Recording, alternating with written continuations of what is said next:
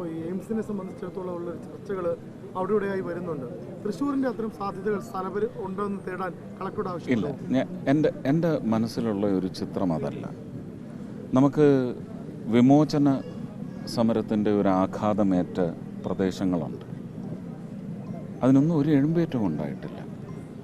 അപ്പോൾ നമ്മളൊരു സംസ്ഥാനത്തിൻ്റെ വികസനം എന്ന് പറയുമ്പോൾ സംസ്ഥാനത്തിൻ്റെ മാപ്പ് എടുത്ത് വെച്ചാണ് എവിടെയൊക്കെയാണ് ലഭ്യതകൾ ഇല്ലാതെ പോയത്, എവിടെയൊക്കെയാണ് യോഗ്യമായ ലഭ്യതകൾ എത്താതിരുന്നത്, ഇനി എത്തി ശ്വാസം മുട്ടിക്കുന്ന പ്രദേശങ്ങൾ ഏത്, ജനജീവിതത്തെയും വായുവിനെ പോലും ശ്വാസം മുട്ടിക്കുന്ന തരത്തിൽ വികസനം എന്ന് പറയുന്നത് ക്രോഡീകരിക്കപ്പെട്ടു വരുന്നതിൻ്റെ പശ്ചാത്തലം പരിശോധിച്ച് എയർ ക്വാളിറ്റി ഇൻഡെക്സിനും കൂടി മര്യാദ നൽകിക്കൊണ്ട് മരമുണ്ടാവേണ്ടിടത്ത്, ഇലയുണ്ടാവേണ്ടിടത്ത്, ഓക്സിജൻ ഉൽപ്പാദിപ്പിക്കുന്ന അംശങ്ങളുടെ സാന്നിധ്യം ഉണ്ടാവേണ്ടിടത്ത് വികസനം എന്ന് പറയുന്നത് കൊണ്ടുവന്ന് ഇടിച്ചു കയറ്റി ജനങ്ങളുടെ ജീവനും ജീവിതവും ഇല്ലാതായാൽ പിന്നെ വികസനം ആർക്കാണ് ഉപകാരപ്പെടേണ്ടത്?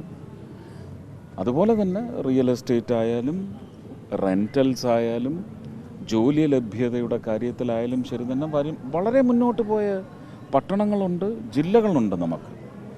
അപ്പോൾ അങ്ങനെയുള്ള ജില്ലകളുടെ ഒരു പ്ലാറ്റർ എടുത്ത് വെച്ചാണ് കേന്ദ്ര സർക്കാർ ഇത് നോക്കേണ്ടത്. ഞാൻ ആ ചർച്ചയുടെ ഭാഗമല്ല. ഞാൻ MP ആവുന്നതിന് മുമ്പ് തന്നെ, രാജ്യസഭ MP ആവുന്നതിന് മുമ്പ് 2015 മുതൽ ഇങ്ങനെ ഒരു പദ്ധതി നിലവിൽ വരും. നമ്മളുടെ എയിംസുകളുടെ രാജ്യത്തെ എണ്ണം വർദ്ധിക്കും. അത് മെഡിക്കൽ റിസർച്ച് സെൻറ്റേഴ്സായിട്ടാണ് വരുന്നത്. എയിംസ് നമുക്ക് ഡൽഹിയിലെ എയിംസാണ് എയിംസ് ആയിട്ടുള്ളത്, ബാക്കിയെല്ലാം റിസർച്ച് സെൻറ്റേഴ്സാണ്.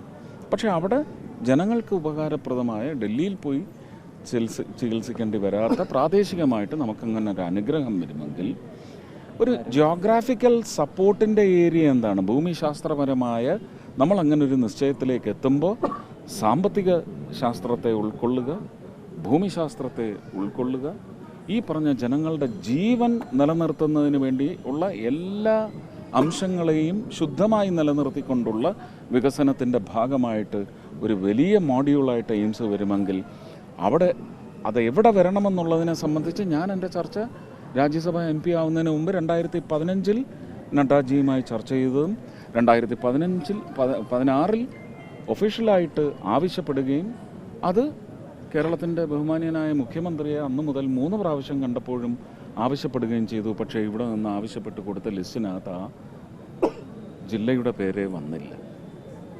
അപ്പോൾ അത് കാലതാമസത്തിന് കാരണമാണോ എന്ന് എനിക്ക് നിശ്ചയമില്ല. മന്ത്രി മാറി മൻസുഖ് മാണ്ഡവ്യജി വന്ന സമയത്തും ഇതേ ആവശ്യം അവിടെ ആണിയടിച്ച് വെച്ചിട്ടുണ്ട്. ചർച്ച എല്ലാവർക്കും ആകാം, പക്ഷേ അത് പ്രാദേശികമാവരുത്. ഞാൻ തിരുവനന്തപുരത്ത് വേണമെന്ന് പറഞ്ഞില്ല, കൊല്ലത്ത് വേണമെന്നും പറഞ്ഞില്ല, തൃശ്ശൂർ വേണമെന്നും ഞാൻ പറയുന്നില്ല. ഇത് കേരളത്തിന് വേണമെന്നാണ് ഞാൻ ആവശ്യപ്പെടുന്നത്. ആ കേരളത്തിന് ഇത് വരാൻ സാധ്യതയുണ്ടെങ്കിൽ വെറുതെ പ്രാദേശികവാദം ഉന്നയിച്ച് പിടിവലി നടത്തി അത് വീണ്ടും 1 വർഷം വൈകിപ്പിക്കരുത്, 2 വർഷം വൈകിപ്പിക്കരുത് എന്ന് മാത്രമേ. രാഘവേട്ടനൊക്കെ അത് പറയാനുള്ള അവകാശം അവർക്കുണ്ട്. അതുപോലെ 14 ജില്ലയ്ക്കും അവകാശമുണ്ട്.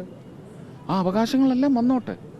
എനിക്ക് തോന്നുന്നത് ഫീസിബിലിറ്റിയും ഇതിൻ്റെ ഒരു റീച്ചബിലിറ്റി, ആക്സസിബിലിറ്റി ആൻഡ് റീച്ചബിലിറ്റി, ഇത് എത്തുകയും വേണം, ഇവിടേക്ക് എത്തുകയും വേണം എന്ന് പറയുന്ന വലിയ സൗകര്യങ്ങൾ.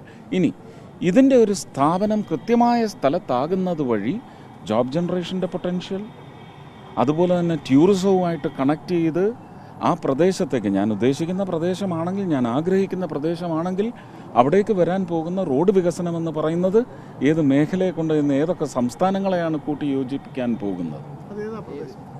അല്ല, അത് ഞാൻ അറിയിച്ചിട്ടുണ്ട്.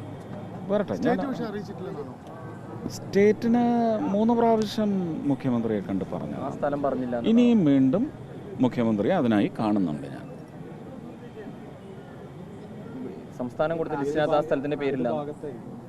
അല്ല, എന്തിനാ ഡിറ്റക്റ്റീവ് ആവുന്നത്? കൗതുകമല്ലല്ലോ അത്.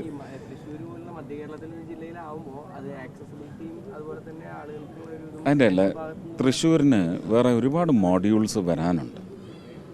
അപ്പം നമ്മളിത് ചില പ്രദേശങ്ങൾ മുൻഗണനാ ക്രമത്തിൽ പരിഗണിക്കപ്പെടണം. ചില പ്രദേശങ്ങൾ അത് നമ്മുടെ കരുതലാണ്. കരുണയല്ല. അവർക്കും അവകാശമുണ്ടെന്ന് മനസ്സിലാക്കുക. അവരും നമ്മുടെ സഹോദര മലയാളികളാണ്, കേരളീയരാണ് എന്ന് മനസ്സിലാക്കുക. ഇദ്ദേഹത്തിന് വല്ല സിനിമയിലും ഇൻവെസ്റ്റിഗേറ്റീവ് ജേർണലിസ്റ്റായിട്ട് അഭിനയിക്കാൻ വിടുക കേട്ടോ. ഈ ചുരണ്ടി എടുക്കുന്ന ആൾക്കാരുടെ ഗണത്തിൽപ്പെടുന്ന ആളാണ്. Thank you. അല്ല, ഞാൻ ഏത് ചാനലാണെന്നൊന്നും ഞാൻ നോക്കിയതേ ഇല്ല. ഇനി ആര് ചോദിച്ചാലും പറയുക എന്നുള്ളതാണ്.